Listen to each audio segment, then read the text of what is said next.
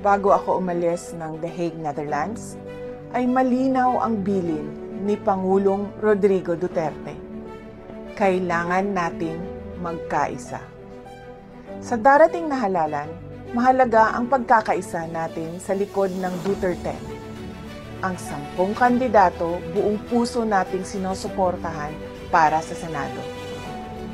Ito ang mga taong may tapang, malasakit, at tunay na kakampi ng sambayanang Pilipino.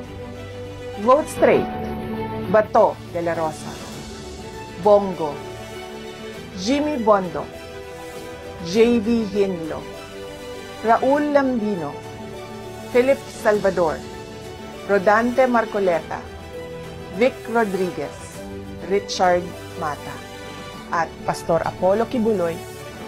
Block voting ang susi. Iisa ang boto. Iisa ang direksyon. Iisa ang layunin. Ipagpatuloy ang sinimulan ni Pangulong Duterte. Mga kababayan, huwag tayong magpahuli. Ipaglaban natin ang kinabukasan. Pumili, bumoto at manindigan para sa Duterte.